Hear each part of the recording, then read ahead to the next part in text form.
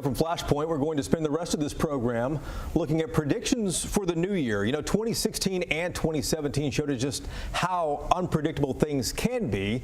So for 2018, we're going to take a shot and go out on limbs and talk about what might happen politically. So in studio here is Bud Kennedy from the Star-Telegram. He's back with us, and Ross Ramsey back with us as well from the Texas Tribune. Gentlemen, I will start things off. I'm going to start things off with Ken Paxton, Texas Attorney General. He's finally going to go to trial, I think, in 2018. I predict he's going to get cleared.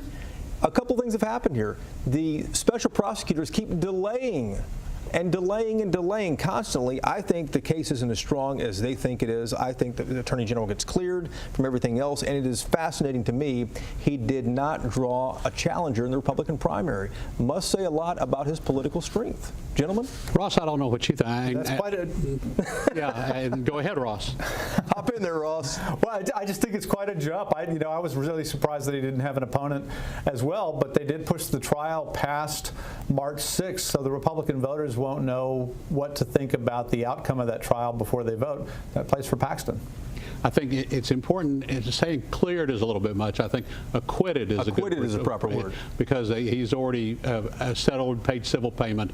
The question is, he's already said that he did this and signed a paper saying he did. The question is whether to make it a criminal prosecution and whether it's criminal charges, right? Right. Yeah, whether it should be charged. That's the issue, is Right. Whether it's criminal or not. And we've been waiting for how long? It's never been prosecuted anywhere else as a criminal charge. Exactly, and it's been a long time since this thing began. Ross, you are next with a pretty fascinating prediction about Hurricane Harvey and Hurricane Donald, as you said. Yep.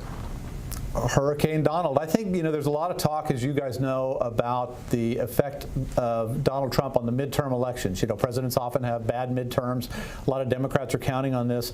I think Hurricane Harvey is going to be a bigger factor in the 2018 general election than Hurricane Donald is going to be. If a year from, or about 11 or 10 months from now, people are still fighting about housing, are still fighting about infrastructure, still fighting about rebuilding the Texas Gulf Coast, Houston in particular. That's going to be a much bigger factor in statewide elections affecting people like Greg Abbott and Dan Patrick than anybody in the White House. Politicizing the storm, do you see that coming? Well, and I wonder if the demographics aren't juggled. We see entire neighborhoods that have been uprooted and moved. They're in other districts. You can't even, the old predictions for how these districts would vote don't even apply anymore. Thousands of people have moved in and out.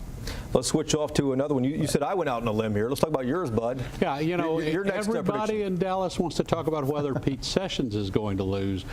I think the one to watch is the Democrat who will win Joe Barton's old congressional seat. A Democrat winning that seat? A Democrat will win that seat. And, it's considered a safe Republican seat at this point. Joe won by 18 points last time over a Democrat who didn't have any money. But times have changed since then, and Joe's gone. If Ron Wright is the nominee, he'll be branded as more of the same. He was a former Barton chief of staff who's considered to be very close to Barton. And it might be Jonna Sanchez, who's got pushing $100,000 now. Wow. She already has more money than all the previous Democratic challengers to Joe Barton put together. Wow. And so she's prepared to run a tough race, or it might be Ruby Woolridge.